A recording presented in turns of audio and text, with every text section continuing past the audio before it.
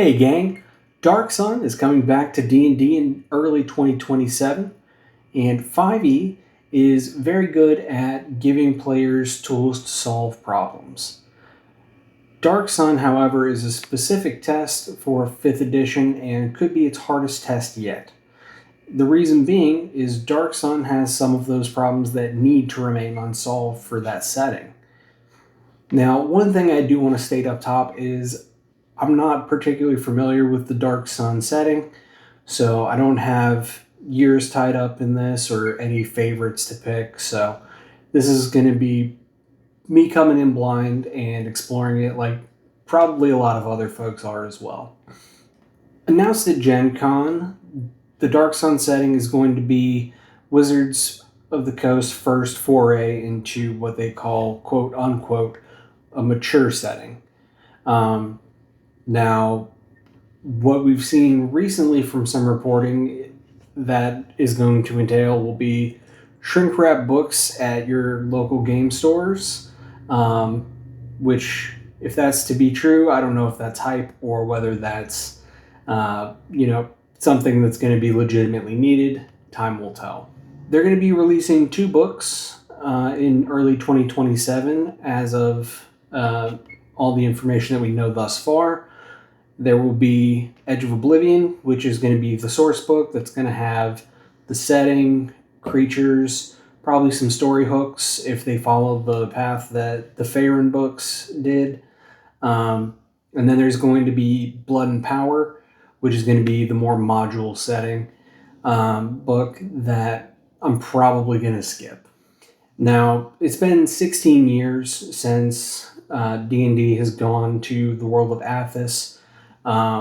So, that's a long time in between getting one book to the next and spanning over multiple editions at that. And since it's been so long since the last release, that means we have a little bit of catching up to do. If you've only been playing since 5e has been around like myself, you're probably not familiar with Dark Sun, much like myself. But the thing that makes the Dark Sun setting and Athas as a world work is power having consequence. On Athas and in the Dark Sun setting, all power comes with a price. And I'm very familiar with that as a storytelling device. I use it in my home game personally, so I'm very familiar with it. For example, in my home game, divine casters, if they use a divine smite or they get power from their deity to heal somebody or something like that, that could let an infernal being know where they are or put them at odds with a specific devil. The more nature-based casters like druids and rangers, that is going to put them into alignment with some backwoods witches, crones, and the green, which are ancient primordial beings that have lived in the Appalachian woods for eons. And then arcane casters, they've only come across one arcane caster, one or two, and those have been primarily infernal in nature. So your wizards, your sorcerers, your clerics, they're probably going to be a little bit wary. But the source of their power kind of tells the world how to interact with those people because of it. 5th edition and 5.5 are very flexible game engines. They can run all types of different genres, from horror genres that we saw in Ravenloft to Cosmic Crusades in Spelljammer, all the way to multiplanar travel like we see in the Feywild, to the Nine Hells, and many, many more. Now, there was an announcement at Gen Con to some other areas in fantasy that was a little bit more, I was a little more skeptical about, being the announcement of World of Warcraft collaboration as well as Star Wars. Those both read much more like a cash grab than anything of particular value, at least to myself and my table. I could be entirely wrong. They could make some really awesome subclasses that fit really, really well with that stuff. But in all likelihood, I'm going to be skipping those.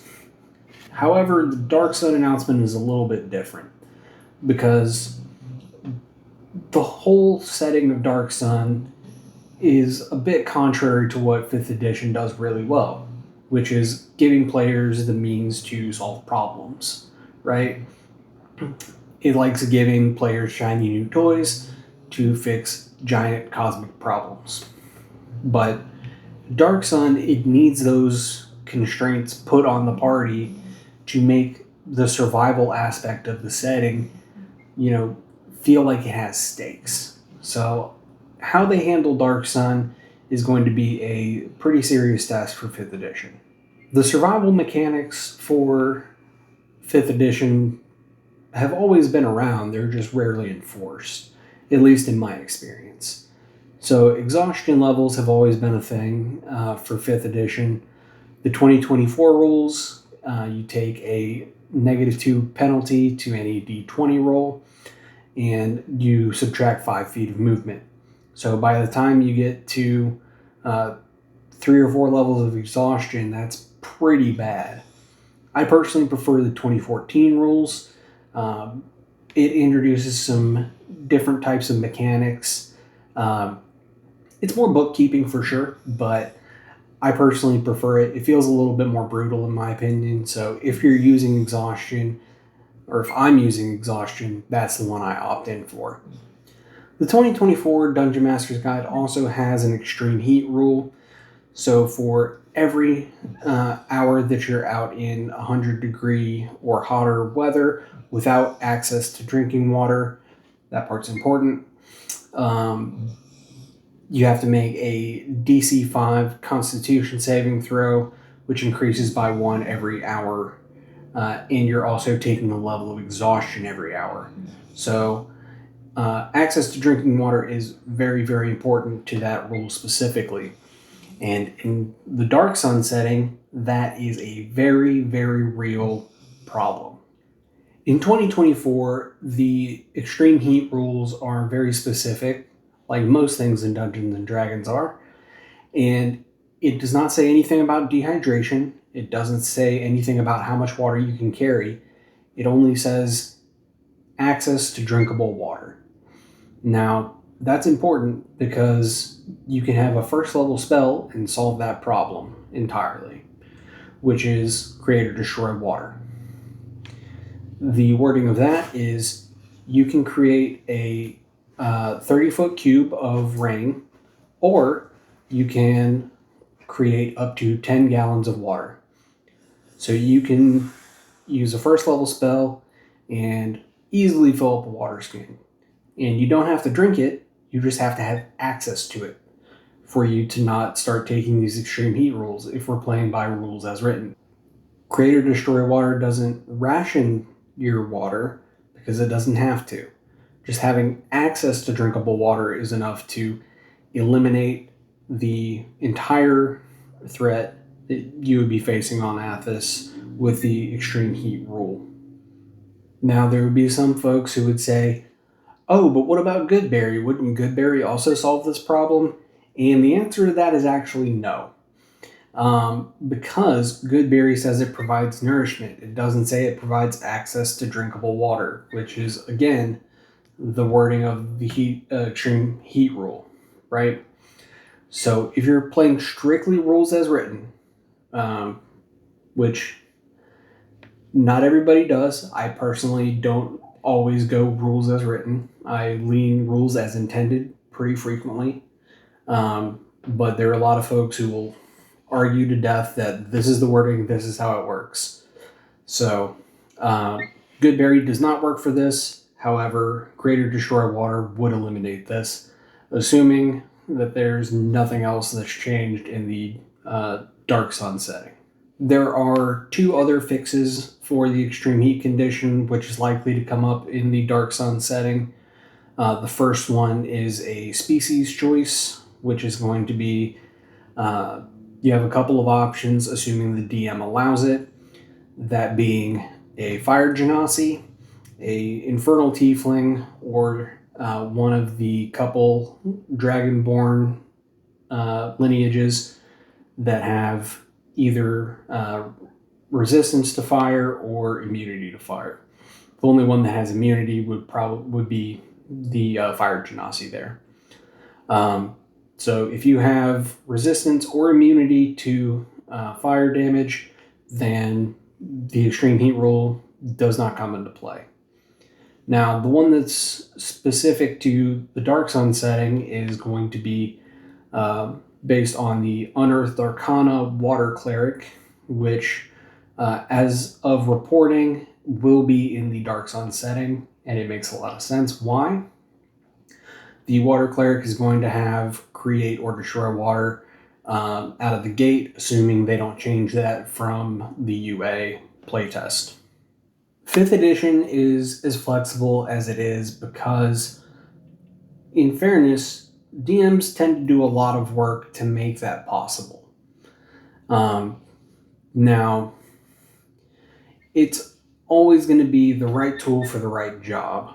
So, think of 5th edition instead of like a specific car brand. Let's take Chevy, for example. You take the Corvette to the track, you leave the Silverado for off-roading, and vice versa. So, to more concretely put it for tabletop, you wouldn't take a Spelljammer into Middle-earth. That doesn't make sense for that world.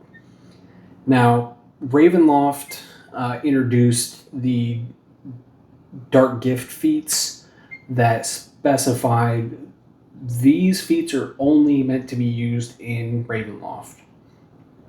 And the Dark Sun setting needs to do kind of the inverse of that, which is a lot of the rules of 5th edition need to not come in versus things not getting out, right?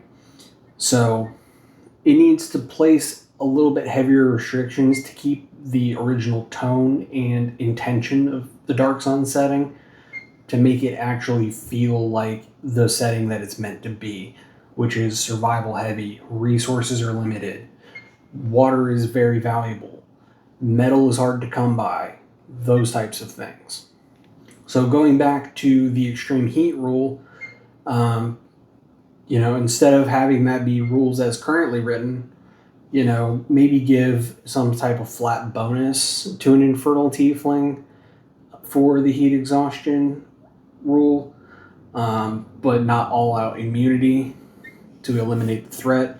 Maybe like a +1 bonus to the saving throw, something like that, to be more in line with resistance rather than strict immunity. They could do it like they did kind of with Ravenloft and have setting specific rule systems put in the books that they release that say this is for a Dark Sun campaign only. That's where these rules make sense. It's not meant to be put into any other type of setting. What I think would be more interesting, it would be more useful to me personally, would be to introduce a whole new set of rule systems for survivability, and let players bring in whatever they want, and then have the DM, they can piecemeal together what makes the most sense, what they feel is fair, and what feels fun at the table. If you guys are planning on picking up the Dark Sun books and plan on running a campaign, what are some things that you plan on implementing or outright banning? Let me know in the comments. Don't forget to like and subscribe, do the algorithm things that help the channel. And if you want more tabletop RPG content, you can find that in the description below on my website at kylecritcher.com. Also, my Substack will be linked below for more blog posts and things of that nature. In the meantime, may the Baba Yaga not take you this night.